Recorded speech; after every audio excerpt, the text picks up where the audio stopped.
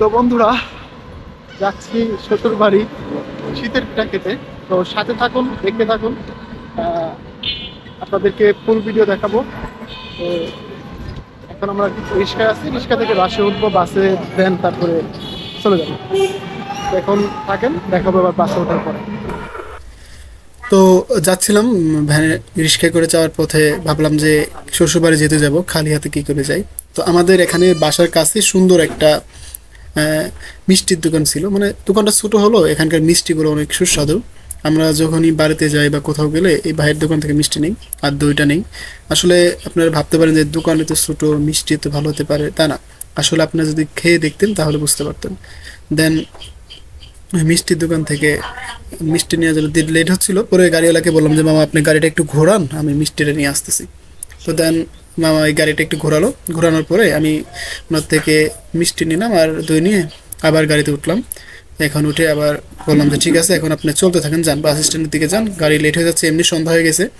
তো পথিমধ্যে যাওয়ার সময় রাস্তার যে, আপনাদের জানেন রাজশাহী শহরে যে রাস্তার সৌন্দর্যময় যে ল্যাম্পগুলো, সেগুলো দেখানোর ট্রাই করলাম আপনাদের। আসলে রাতের বেলা, রাত যত গভীর হয় তত সৌন্দর্য ফুটে ওঠে এই রাস্তার। আর এই রাস্তার যে চারিদিকে এই সৌন্দর্যময় লাইটগুলোর জন্যই রাজশাহী অন্য একটা দিক থেকে বিখ্যাত হয়ে যায়, যে এই লাইটগুলো অন্য শহরে খুবই কম, বা অন্য শহরে এগুলো পাবেনই না, এরকম লাইট। তো আমরা এভাবে যাচ্ছিলাম, যাওয়ার পথে অনেকটা দেরি হয়ে গেছিলো, পরে আমি একটু ভিডিওটা স্কিপ করে দেন ভাবলাম যে অটো সরাসরি চলে আসলাম আমাদের ভদ্রার মোড়, যেখানে বাস স্ট্যান্ড, এখান থেকে আমরা যাব।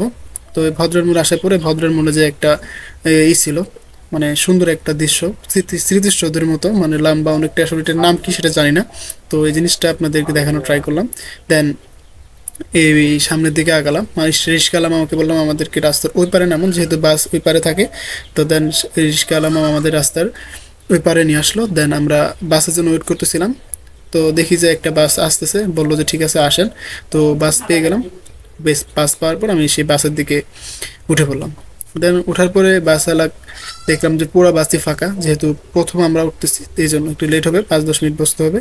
তো বাসে উঠলাম, ওঠার পরে বললাম যে আমাকে সামনে সিট দেন। পরে বাসওয়ালা যে ড্রাইভার ছিল সে বলতেছে যে ভাই সামনে সিট বুক করা আগের থেকে।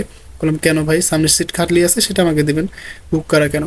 তো তখন বলতেছে আসলে অনেকেই আমাকে ফোন দিয়ে বলে আগেই যে আমাদের এই সিটটা লাগবে।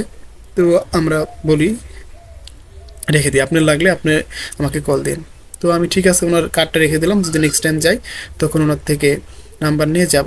তো আমি বাসে উঠলে বিশেষ করে এই ডাল ভাজা অথবা ভাজা পোড়া একটু খেতে পছন্দ করি, তাই বাসে ওঠার পর একটু ভাজা পোড়া খাইলাম আর বাসের একটু ভিডিও দিয়ে ট্রাই করলাম, কারণ রাত হয়ে গেছিলো তো জানলা খোলা নিষেধ। বাসের যে জানালাগুলো সেগুলো খুলতে নিষেধ করতেছে, কারণ বাতাস আসতেছিল অনেক। তো আমি বাতাস আসার এই জন্য আমি আর জানলা খুলিনি। তো আমরা রওনা করলাম। আমাদের এখান থেকে 2 ঘন্টার মতো লাগে যাইতে। তো 2 ঘন্টা টাইম, ও রাত হয়ে গেছে, প্রায় সন্ধ্যা 6টার দিকে গাড়িতে উঠছিলাম। তো 8টা বেজে গেছিলো যেতে যেতে। তো এই জন্য আমরা রাস্তার যে কিছু সুন্দর লাগতেছিল সেখানকার ভিডিওগুলো উঠাচ্ছিলাম। এটা রাজশাহী ভার্সিটির আগে একটা ব্রিজ পড়ে, এরকম মানে ফুট ওভার ব্রিজ, রাস্তা পারাপারের জন্য আমার দেখতে অনেকটা সুন্দর লাগছিল। তো অনেক বেশি যাইতে যাইতে মনে করেন 8টা প্লাস টাইম সময় হয়ে গেছিলো, তাই আর রাতের ভিডিও করিনি।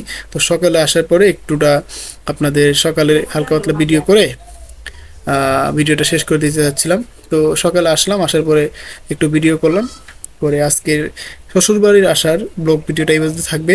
আর এসে কী কী করলাম, কী কী খেলাম না খেলাম, সবগুলো ভিডিও আস্তে আস্তে আপনারা পেয়ে যাবেন। তো সে পর্যন্ত ভালো থাকুন, আমাদের ভিডিওটি দেখতে থাকুন, আর আমাদের ভিডিওগুলো কেমন হয় সেটা জানান। তো ভালো থাকেন, সুস্থ থাকেন, দেখা হচ্ছে নেক্সট ভিডিওতে, নেক্সট পার্টে। খুদা হাফেজ।